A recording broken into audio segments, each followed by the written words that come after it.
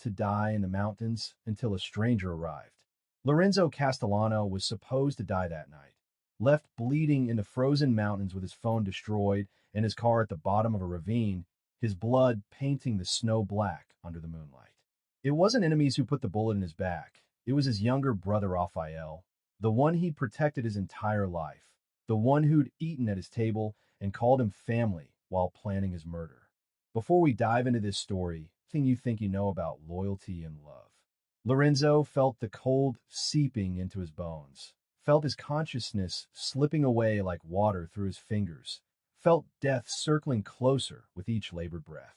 Hours passed in that mountain wilderness, the wind howling through pine trees that had stood for centuries and would stand long after his body froze solid.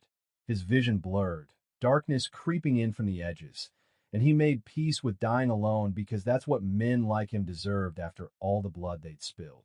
Then footsteps crunched through the snow, not the heavy boots of soldiers or assassins, but something lighter, softer, careful. A woman appeared through the trees holding a lantern that cast golden light across the snow, her breath fogging in the freezing air, her dark eyes widening when she saw him sprawled against a boulder with his life draining out. She should have run. Any rational person would have turned around and pretended they'd seen nothing. But instead she knelt beside him in the blood-soaked snow and pressed her scarf against his wound with hands that didn't shake. "You're safe," she whispered, her voice cutting through the fog in his mind like a lighthouse beam through storm clouds. "I won't leave you." Lorenzo tried to speak, tried to warn her that saving him was dangerous, that association with Lorenzo Castellano meant death for everyone who got too close. But his words came out as barely a whisper. She didn't know his name, didn't know that he controlled half the criminal enterprises in 3 states, didn't know that his family had just declared war by putting a bullet in his spine and leaving him for the wolves. The woman lifted him with surprising strength, supporting his weight as they stumbled through the darkness toward a cabin he couldn't see but could smell, with smoke and pine and something cooking that made his empty stomach clench. She got him inside, laid him on a bed that smelled like lavender and clean sheets, and worked on his wounds with the efficiency of someone who'd done this before. Lorenzo drifted in and out of consciousness, catching fragments of her movements, the way she hummed softly while cleaning blood from his skin, the gentle pressure of bandages being wrapped around his torso, the warmth of blankets being tucked around his shivering body.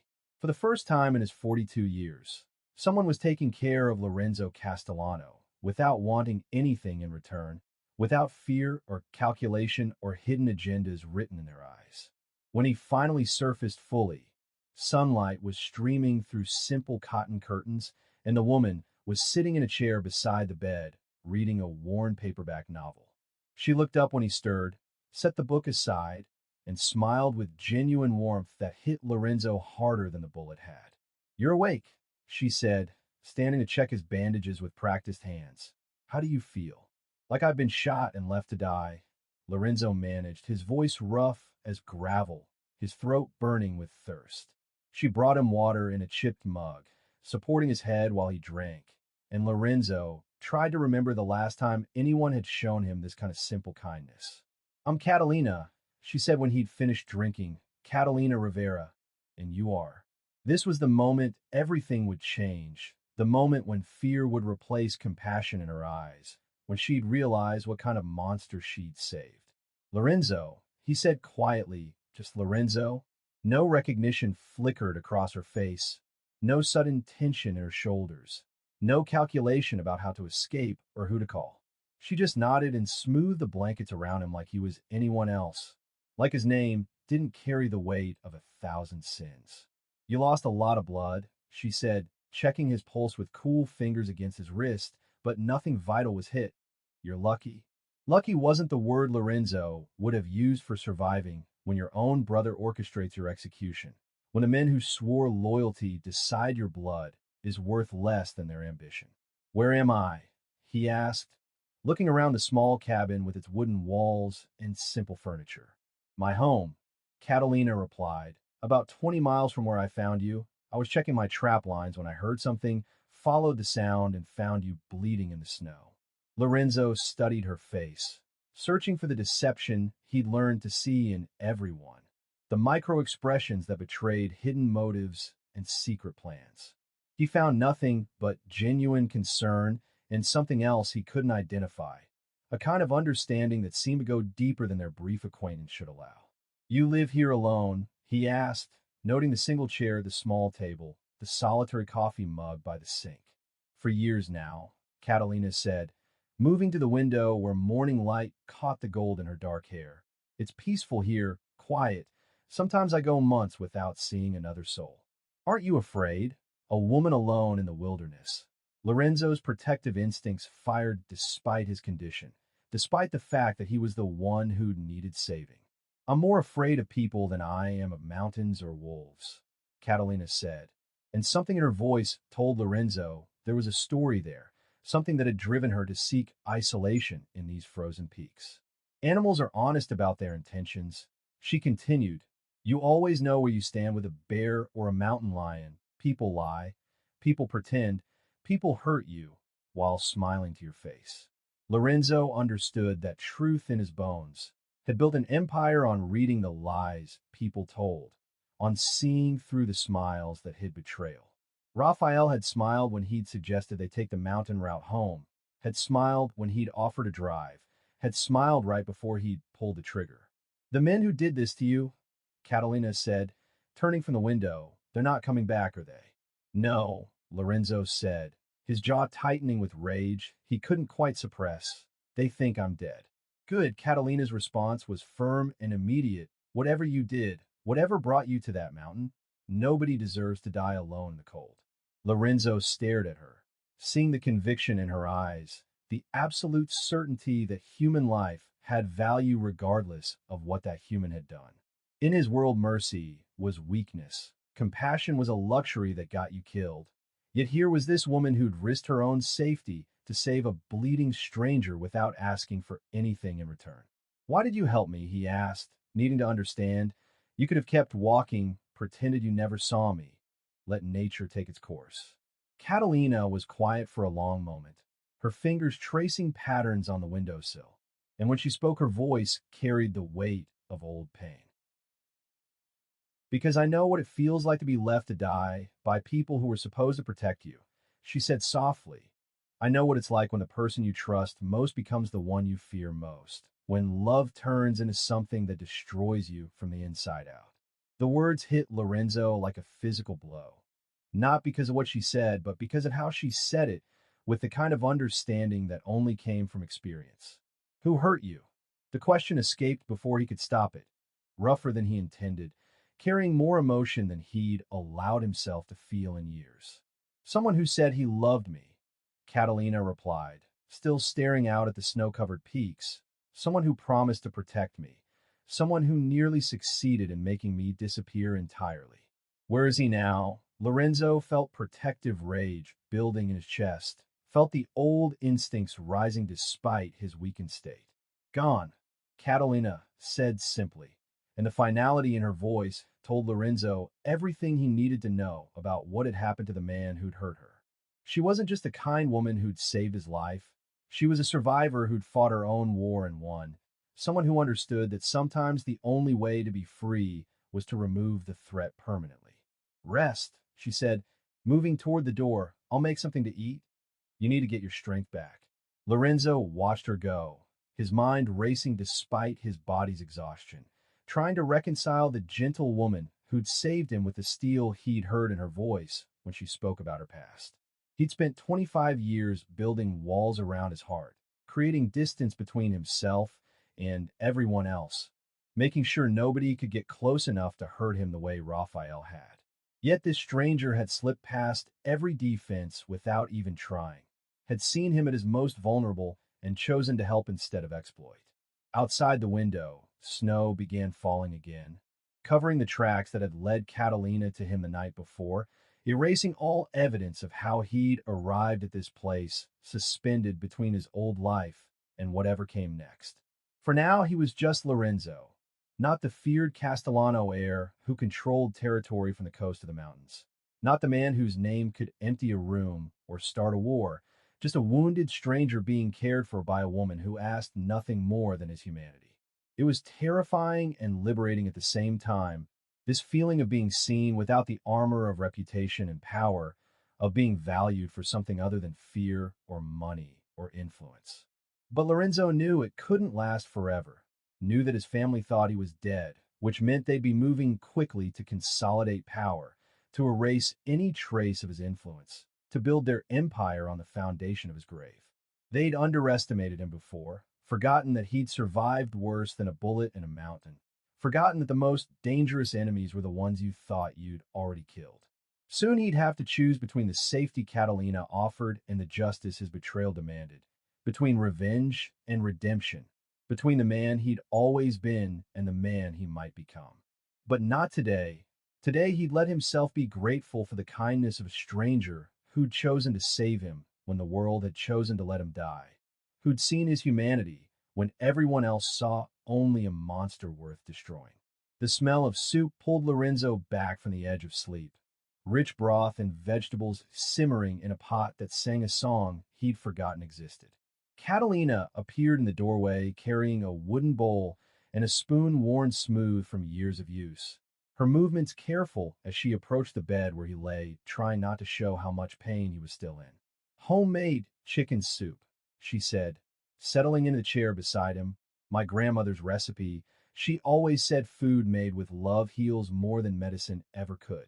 Lorenzo tried to sit up and immediately regretted it, fire shooting through his shoulder and ribs, his vision blurring at the edges. Catalina was there instantly, helping him adjust the pillows behind his back, supporting his weight with surprising strength for someone so slight. Lorenzo took the bowl with hands that shook more than he wanted to admit, brought the spoon to his lips, and tasted something he hadn't experienced in decades. Not just food, but care, attention, the knowledge that someone had spent time preparing this meal specifically for his healing. He'd eaten at restaurants where a single plate cost more than most people made in a month, had tasted delicacies flown in from across the world, had consumed meals prepared by chefs who trained for years to perfect their craft. Nothing had ever tasted better than Catalina Rivera's simple soup, made in a cabin miles from anywhere. You're a good cook, he said, meaning it completely. This is incredible. Catalina smiled, that genuine expression that transformed her entire face. My grandmother raised me after my parents died in a house fire when I was 8.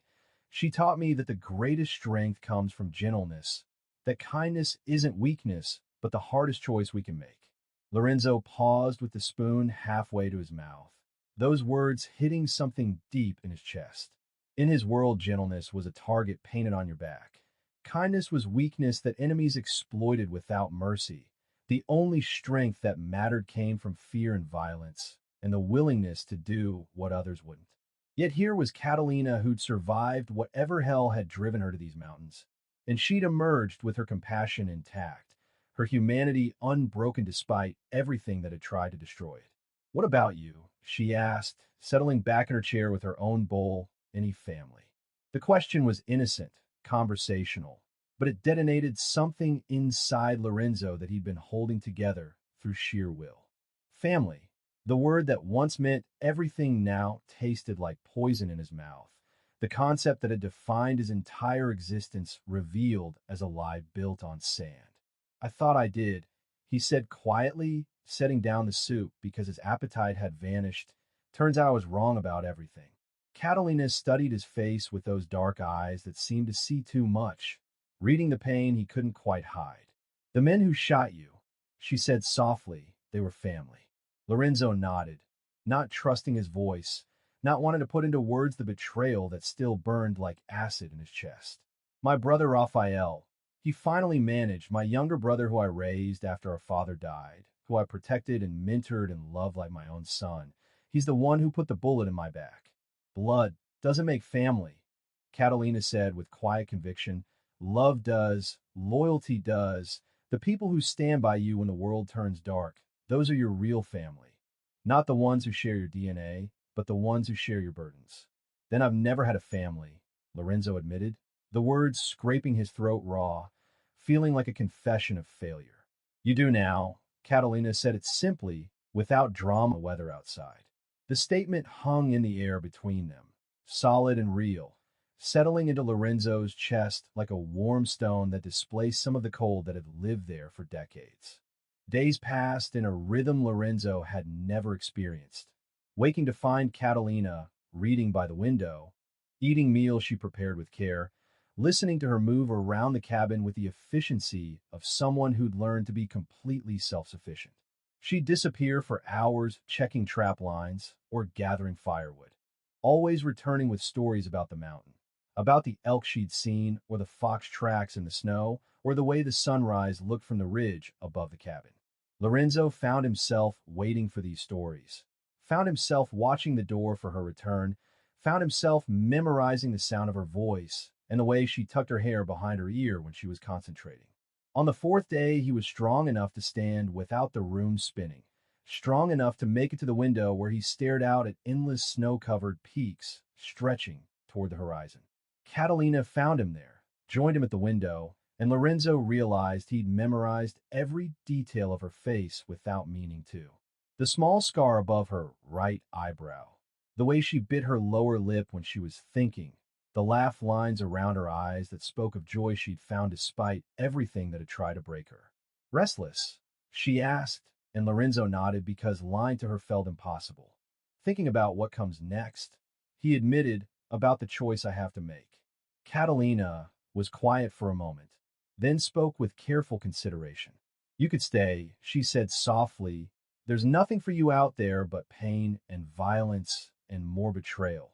You could disappear into these mountains, build a different life, let the past die with the man they think they killed. Lorenzo's heart clenched at the offer, at the possibility she was presenting, the chance to walk away from everything and start over clean. To learn what peace felt like, what love could be when it wasn't poisoned by power and fear and constant calculation. But the ghost wouldn't let him rest, wouldn't let him forget. They killed innocent people, Catalina, he said, his voice rough with emotion. My men had families, children who'll grow up without fathers because Raphael wanted power. He didn't just betray me, he destroyed dozens of lives to get what he wanted. And going back will bring those people back, Catalina asked, her tone gentle but pointed. No, Lorenzo admitted, but it will stop him from killing more. It will prevent him from building an empire on the graves of people who trusted me.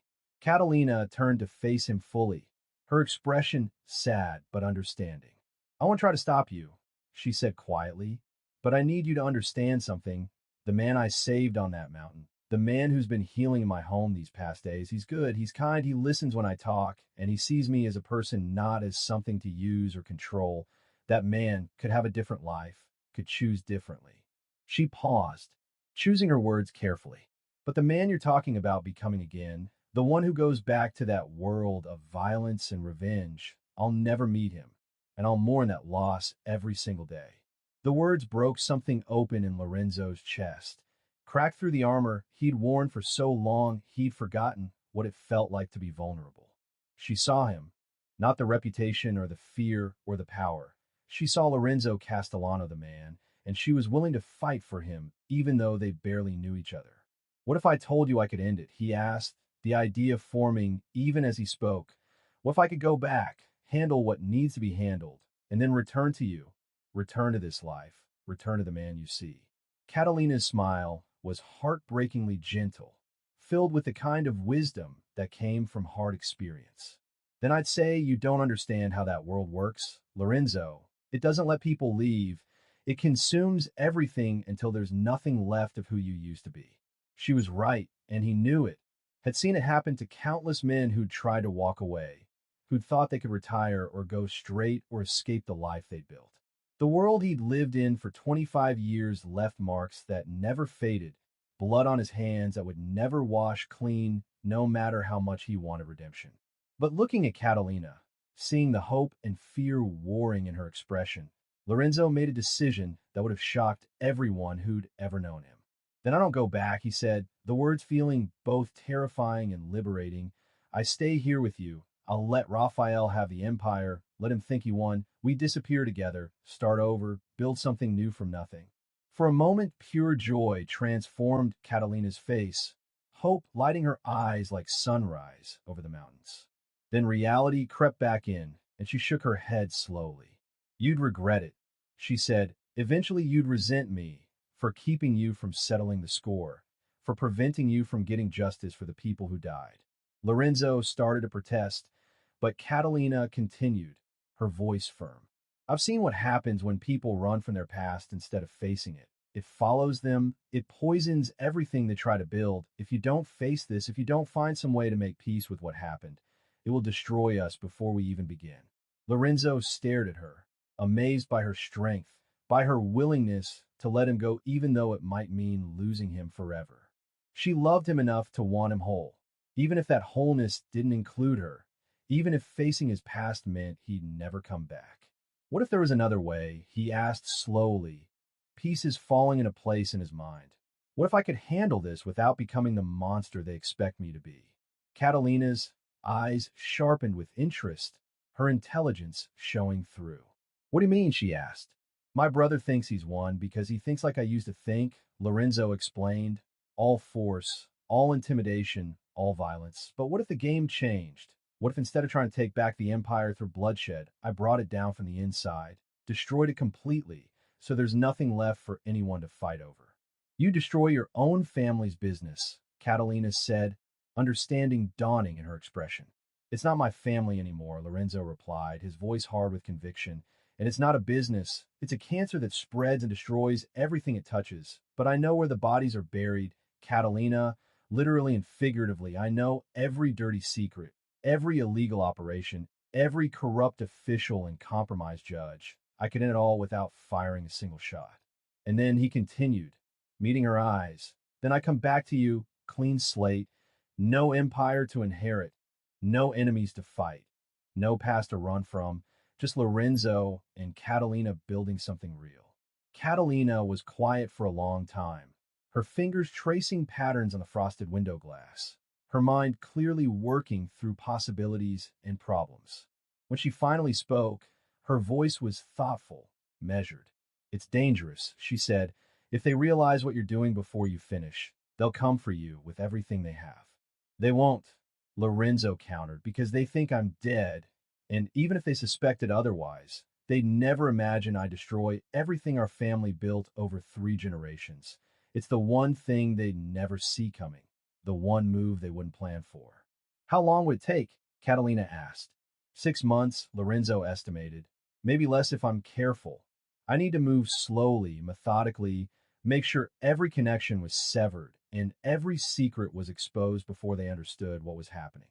Catalina turned from the window, her expression unreadable, and Lorenzo's heart hammered against his ribs because everything depended on her answer.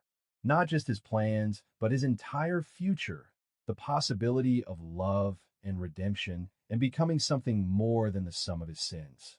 There's one condition, Catalina said finally, her voice steady. Anything, Lorenzo promised, meaning it completely.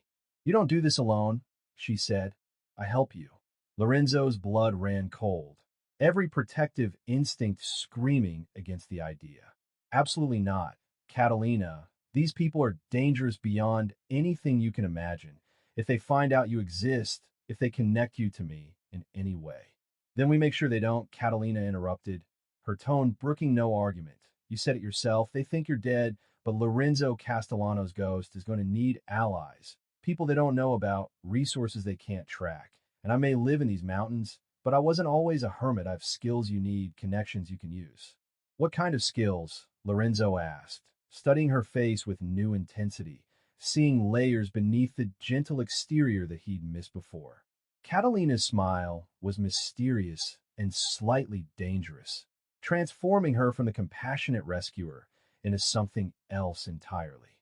The kind that kept me alive when someone very powerful wanted me dead. She said quietly, the kind that made him disappear without a trace when I decided I'd had enough of being afraid. Lorenzo stared at her, reassessing everything he thought he knew about Catalina Rivera, understanding now that she wasn't just a survivor, but someone who'd fought back and won against odds that should have destroyed her. Partners then, he said slowly, extending his hand across the small space between them.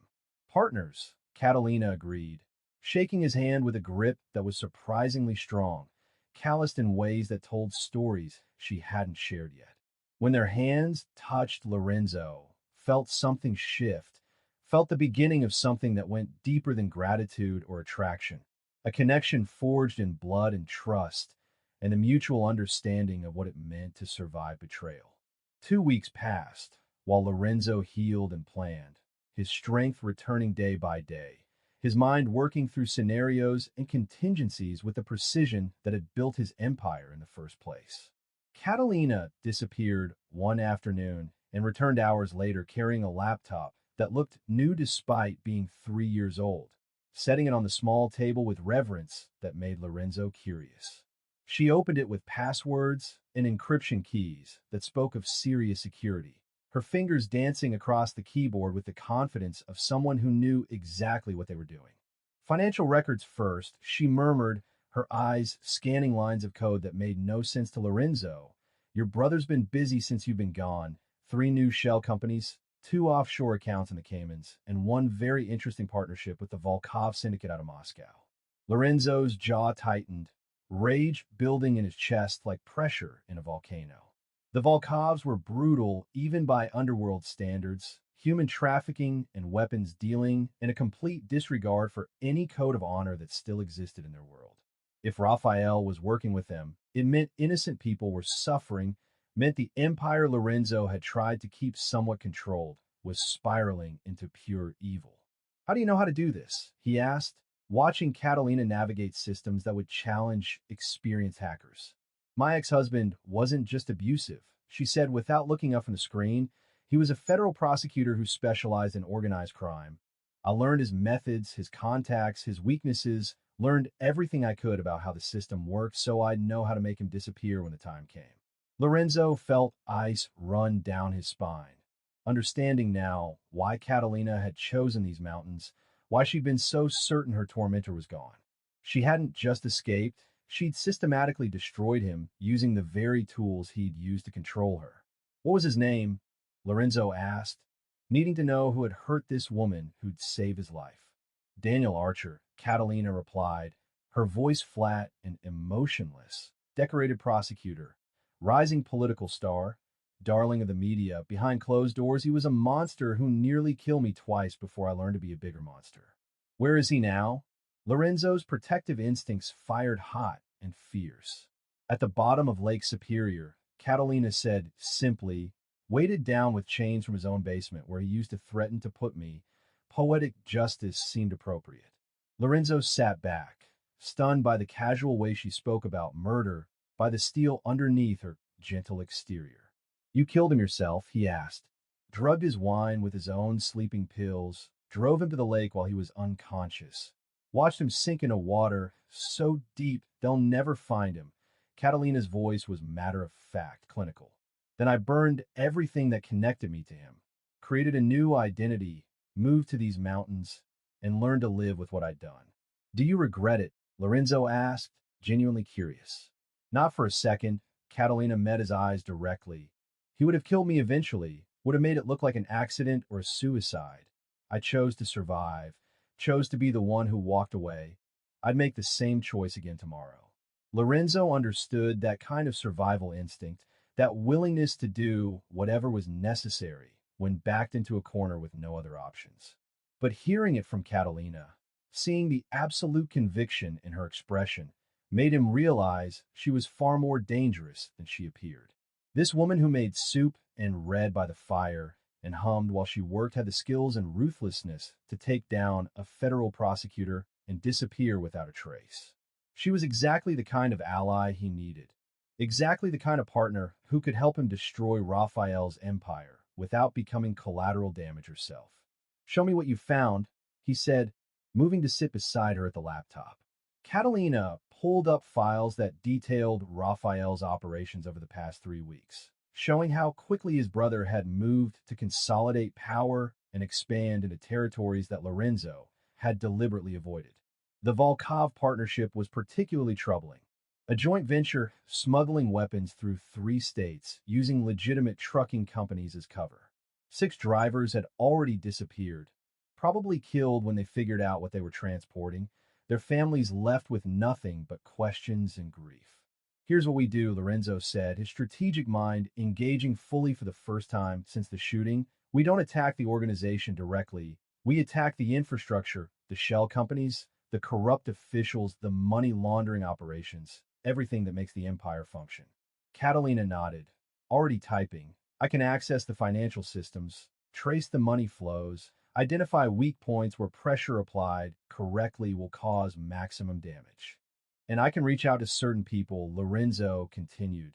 People who owe me favors, people who have their own reasons to want Raphael gone. We build a coalition quietly, carefully, make sure when we move it's coordinated and complete. They worked through the night. Catalina's technical skills, complementing Lorenzo's strategic knowledge, building a plan that would dismantle everything Raphael had built and everything he'd stolen. The laptop screen cast blue light across their faces as they mapped connections and identified targets, as they created a web of destruction that would leave Raphael with nothing but the clothes on his back and a list of enemies who wanted him dead. Dawn was breaking when they finally stopped, both exhausted but energized by what they created. This could actually work, Catalina said, wonder in her voice. We could actually bring down the entire operation without firing a shot.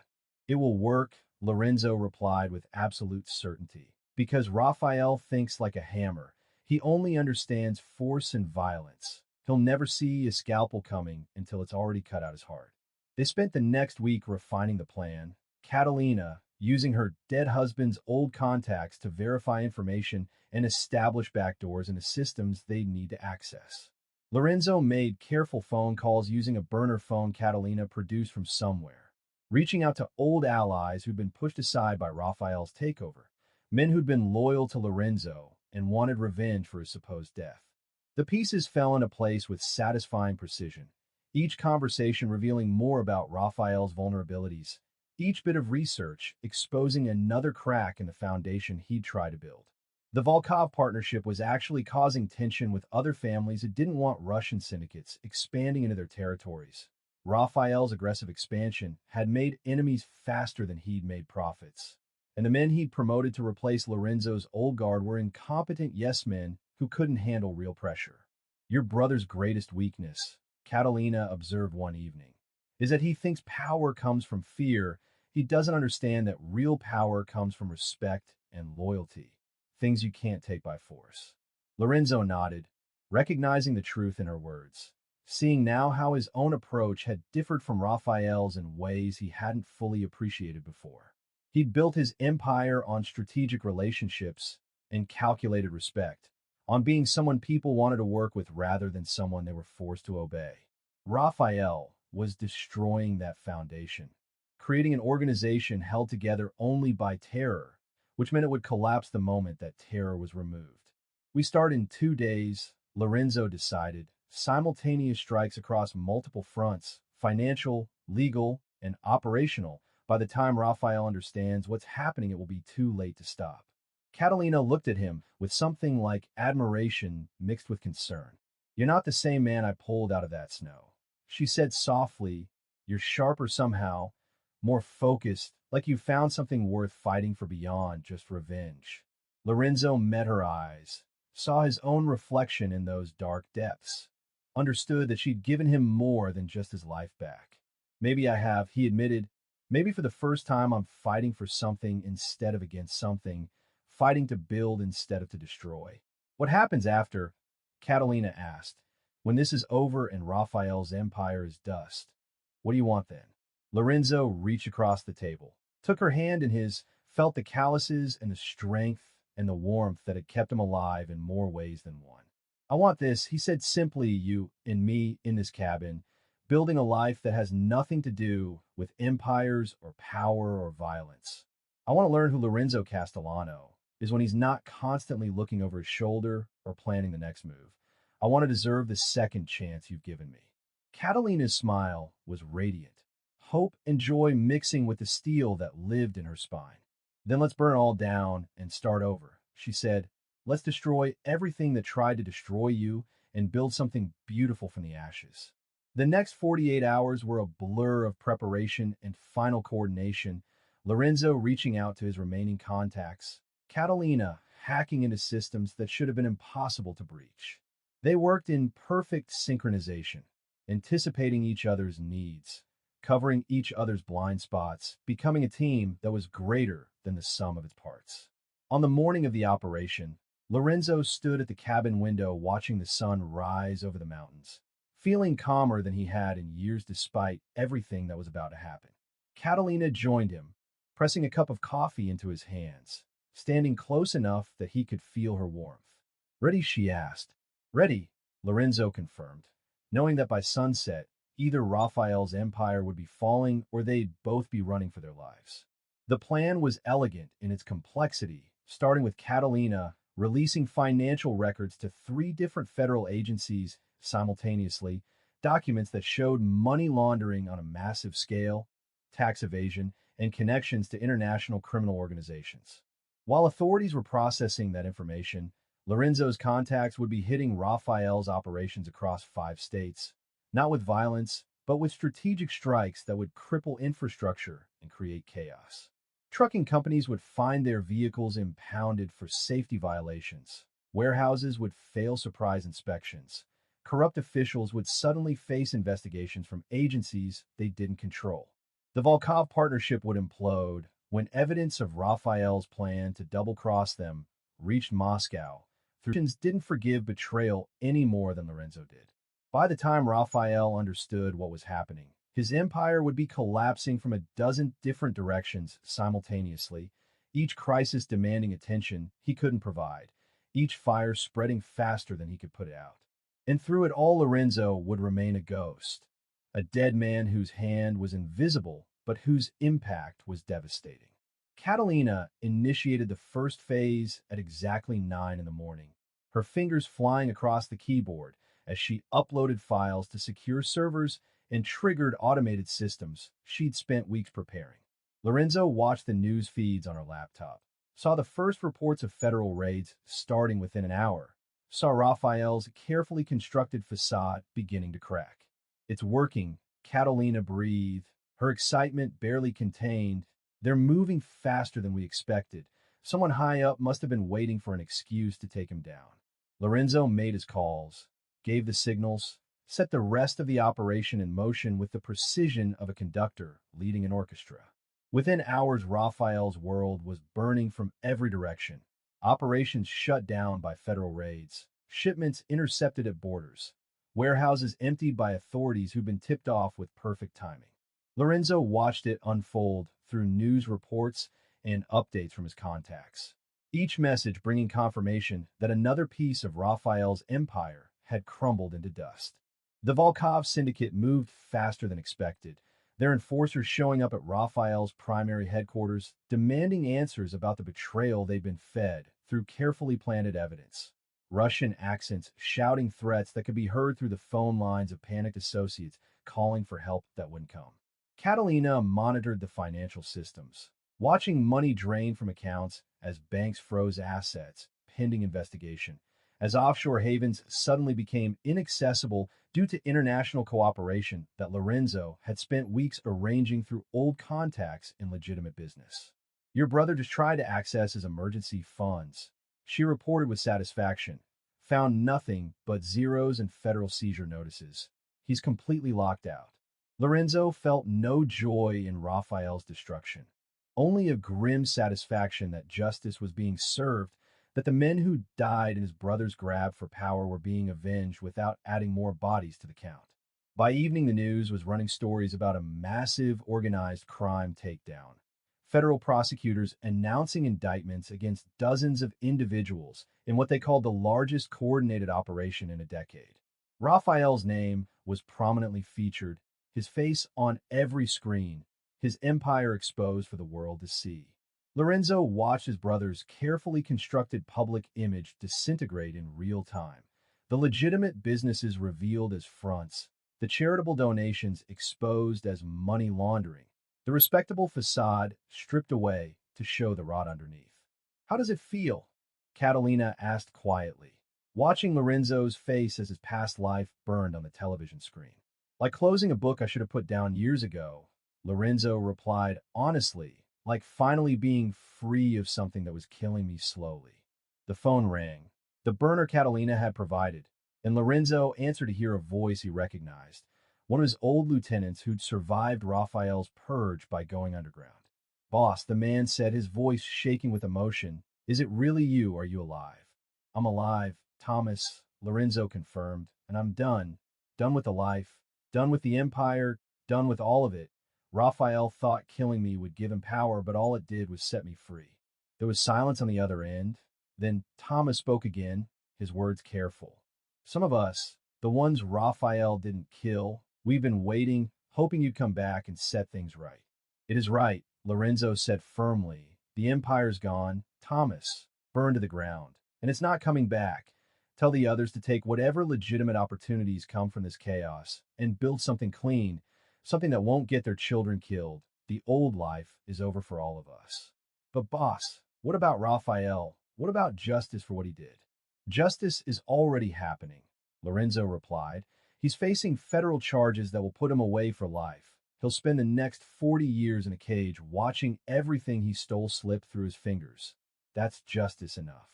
He hung up before Thomas could argue, turned off the phone, and looked at Catalina, who was watching him with pride and something deeper in her eyes. You really meant it, she said. You're actually walking away. I'm running toward something better, Lorenzo corrected, toward a life with you, toward becoming someone who deserves the second chance you gave me. 3 days later, the news reported that Rafael Castellano had been arrested while trying to flee the country, caught at a private airfield with fake documents and a bag containing $2 million in cash, the last remnants of an empire that had stretched across 3 states. Lorenzo felt nothing watching his brother being led away in handcuffs. No satisfaction or anger or grief, just a distant acknowledgement that a chapter had ended. The weeks that followed were surreal. Watching from a distance, as everything Lorenzo had built over 25 years was systematically dismantled by authorities, as men he'd known for decades accepted plea deals or disappeared into witness protection, as the Castellano name became synonymous with corruption and crime in every major newspaper. Catalina kept monitoring the situation, making sure no threads led back to Lorenzo's survival, ensuring that the ghost remained a ghost. Your brother's lawyer tried to claim you're still alive, she reported one morning, said you're behind everything that happened, but without proof the prosecutors dismissed it as desperate deflection. Good, Lorenzo said. Let him spend the rest of his life knowing I beat him without ever showing my face. Let him wonder if I'm watching every move he makes behind bars. As winter deepened into true cold, Lorenzo and Catalina fell into a rhythm that felt like coming home after a lifetime of wandering. He learned to chop wood without his shoulders screaming in pain, learned to check the trap lines and track animals through the snow, learned all the practical skills that living in the mountains demanded. Catalina taught him to cook properly, to appreciate the silence of falling snow, to find peace in the simple act of watching sunrise paint the peaks gold and crimson. They talked for hours about everything and nothing, sharing stories from their past that explained the scars they carried inside and out. Lorenzo learned that Catalina had been a software engineer before Daniel Archer had isolated her from her career and friends, that she'd taught herself advanced hacking during the years she planned her escape, that her grandmother had been the only person who truly loved her until Lorenzo had stumbled bleeding into her life. Catalina learned that Lorenzo had never wanted the empire, that he'd inherited it at 19 when his father was killed, and had spent decades trying to make something honorable out of an inherently dishonorable business, that he'd always known it would end badly, but had never imagined his own brother would be the one to pull the trigger. On a night when the northern lights danced green and purple across the sky, Lorenzo and Catalina sat on the cabin porch wrapped in blankets, watching nature's display with the wonder of children. I never thought I'd have this, Lorenzo said quietly. Peace, safety, someone who knows everything I've done and chooses to stay anyway. Catalina leaned against him, fitting perfectly into the space beneath his arm. I never thought I'd trust anyone again, she replied. Never thought I'd let someone close enough to hurt me, but somehow you got past every wall I built. Maybe we were meant to find each other, Lorenzo suggested. Maybe everything that happened, all the pain and betrayal and violence, Maybe it was leading us to that mountain where our paths could cross. Maybe, Catalina agreed, or maybe we just got lucky. Either way, I'm grateful. Spring came slowly to the mountains, snow melting to reveal the ground beneath, streams running full with meltwater, wildlife emerging from hibernation to reclaim their territory. Lorenzo planted a garden under Catalina's guidance, his hands that had once ordered deaths now coaxing life from soil, nurturing seedlings with patience he'd never known he possessed. They built additions to the cabin, expanding the small space into something that felt like a real home, adding a workshop where Lorenzo could work with wood and a studio where Catalina could paint, hobbies they'd both abandoned years ago for survival. 6 months after the empire fell, Lorenzo received one final call on a phone number only 3 people knew, one of those people being Thomas, who'd helped coordinate the takedown. Boss, Thomas said, figured you want to know. Raphael took a deal, agreed to testify against the Volkovs in exchange for a reduced sentence, 20 years instead of life. Lorenzo absorbed this information without emotion, understanding that Raphael had broken the one code that mattered in their world, had turned informant to save himself. He'll never survive it, Lorenzo said. The Russians have reach even into federal prisons. He signed his own death warrant the moment he agreed to testify. That's what I figured, Thomas replied. Wanted you to know it's truly over. No loose ends, no threats coming back. You're free and clear. Thank you, Thomas, Lorenzo said sincerely, for everything, for staying loyal, for helping end this without more bloodshed. What about you, boss? Thomas asked. You happy up there wherever you are? Happier than I've ever been, Lorenzo replied honestly. I'm learning to be someone new, someone better, someone who doesn't carry the weight of an empire on his shoulders. Good, Thomas said, his voice thick with emotion. You deserve that. You always treated us like people, not pawns. Always tried to do right even when the world we live in made that impossible. If anyone deserves peace, it's you. Take care of yourself, Thomas, Lorenzo said. Build that legitimate life. Be the man your kids can be proud of. I will, boss. You have my word. Lorenzo hung up and turned to find Catalina standing in the doorway, watching him with understanding in her eyes. It's really over, she said, not a question, but a statement of fact. It's really over, Lorenzo confirmed. Raphael's choices caught up with him. The Volkovs will handle what the courts couldn't, justice in its own way. And us, Catalina asked, what happens with us now? Lorenzo crossed the room, took her hands in his, looked into eyes that had seen his worst, and chosen to stay anyway. I want forever.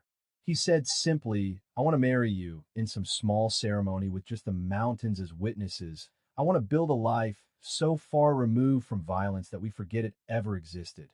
I want to grow old with you watching sunrises and sunsets and everything in between. Catalina's smile was radiant, tears streaming down her face, joy and relief and love mixing together. Yes, she whispered, yes to all of it, yes to forever. They were married in early summer by a traveling minister who asked no questions and required no documentation beyond the cash Lorenzo provided. The ceremony took place on the ridge above the cabin where Catalina had first found Lorenzo bleeding in the snow, the same place where both their old lives had ended and something new had begun. No guests attended except the elk grazing in distant meadows and the eagles soaring overhead. No music played except the wind through the pines and the distant rush of a waterfall. But it was perfect, pure, exactly what they both needed. Lorenzo Castellano ceased to exist in any official capacity, buried under layers of false identities and misdirection that made him invisible to any database or search. In his place was Lucas Rivera, Catalina's husband, a man who chopped wood and tended gardens and learned to find joy in the simple rhythm of mountain life. Together, they built something that had nothing to do with power or fear or empire, just 2 people who'd survived hell and found each other on the other side. The cabin grew over the years, additions appearing as they needed them, always built by Lorenzo's hands under Catalina's direction. They never had children, both agreeing that the scars from their past made parenting too complicated, but they filled their lives with purpose and meaning that had nothing to do with legacy or continuation. Lorenzo taught himself woodworking and began creating furniture of remarkable beauty, pieces that Catalina would occasionally take to a town 60 miles away to sell under a false name. Catalina continued her painting, landscapes of the mountains that surrounded them, works that captured the stark beauty of their isolated world. Sometimes in the quiet moments, Lorenzo would think about his old life, about the empire that had consumed 25 years, about the brother who betrayed him and the men who died in the aftermath. He felt neither regret nor nostalgia, just a distant acknowledgement that the man he'd been was someone else entirely, someone he'd left behind in the snow that night, when Catalina had chosen to save him instead of walking away. She'd given him more than his life. She'd given him permission to be someone new, someone undefined by violence or power or the weight of expectations. In return, Lorenzo had given her safety and partnership and a love built on absolute honesty.